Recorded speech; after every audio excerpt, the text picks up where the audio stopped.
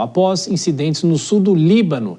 Israel e o Hezbollah trocam acusações sobre possíveis violações ao cessar-fogo que foi assinado nessa semana. Nosso correspondente Luca Bassani chega com a gente, traz agora as últimas informações. Luca, bem-vindo, boa noite.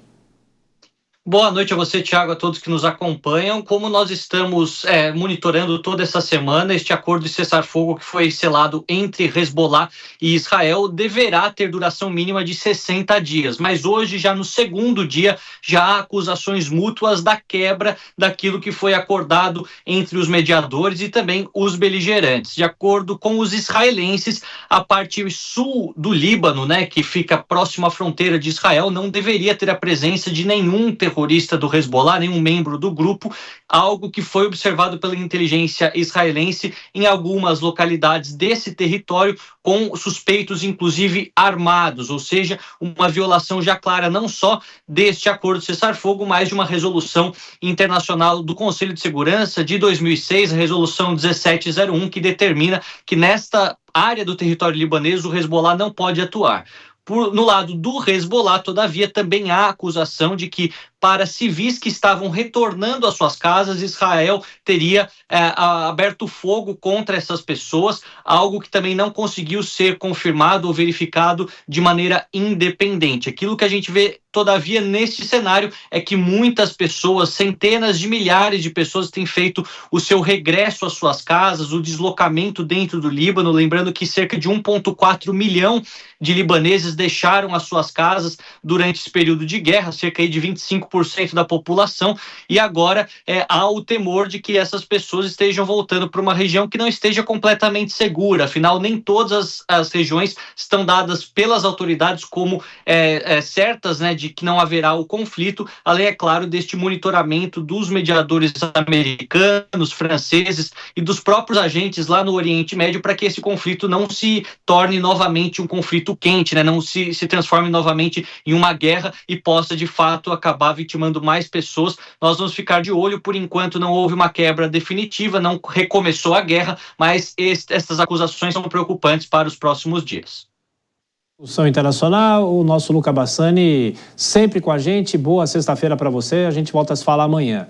A gente permanece nesse assunto porque Israel e Hezbollah se acusam de romper o cessar-fogo 24 horas depois do início desse acerto. Para analisar o conflito no Oriente Médio, nosso entrevistado agora é o professor Lier Pires Ferreira, pesquisador do Núcleo de Estudos dos BRICS da Universidade Federal Fluminense. Tudo bem, professor? Sempre uma honra receber o senhor aqui. Bem-vindo.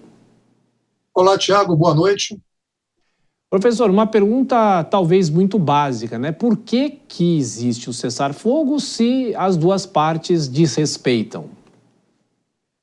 Bem, vamos lá, Esse cessar-fogo está baseado numa resolução do Conselho de Segurança das Nações Unidas que data de 2006, É a resolução 1701.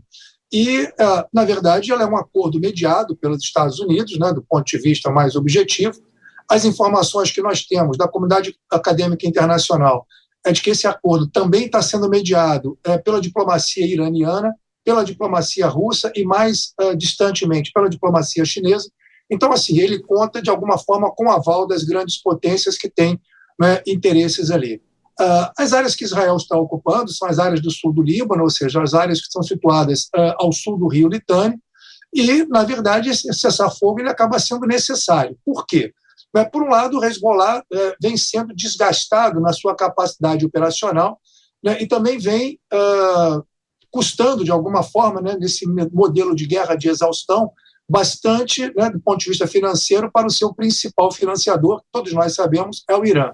Por um outro lado, o exército israelense ele não conseguiu conquistar todas as posições que gostaria no sul do Líbano e vem tendo muita dificuldade, em que pese a sua vantagem aérea, muita dificuldade na ocupação terrestre. Então, assim, por um lado, pressão dos Estados Unidos, por um outro, as necessidades do próprio Hezbollah e, em terceiro lugar, as dificuldades de Israel em campo no sul do país forçam um acordo. No entanto, as tensões latentes que geram o conflito permanecem, Thiago, e é por isso que nós estamos vendo aí, desde ontem, ao mesmo tempo, por um lado, um cessar-fogo, por um outro lado, acusações recíprocas, inclusive de Israel e do Hezbollah, né, e também do elemento garantidor, que é o próprio exército libanês, de que as violações estão sendo feitas de parte a parte. Então, assim, possivelmente a gente vai continuar nesse jogo de gato e rato até que possamos encontrar uma estabilidade mínima necessária nessa região e, evidentemente, buscar que ela se espraie também para Gaza. Professor, e quando o senhor está falando aí, a gente inclusive observa algumas imagens, né? São imagens impressionantes, inclusive, e é uma imagem, inclusive, aérea da cidade de Tiro, na costa do Mediterrâneo, que é uma das mais antigas continuamente habitadas no mundo, patrimônio da Unesco desde 1984. E o que chama a atenção também, professor, é que as pessoas, com esse cessar-fogo, as pessoas voltam para as cidades de origem, para os locais de origem, só que voltam e só encontram escombros, ou seja, há um drama humano também dessa guerra, como qualquer guerra, professor. Pois é, Tiago, você coloca muito bem. A nossa matéria foi muito feliz em dizer que nós temos aproximadamente 1.400.000 deslocados nesse conflito.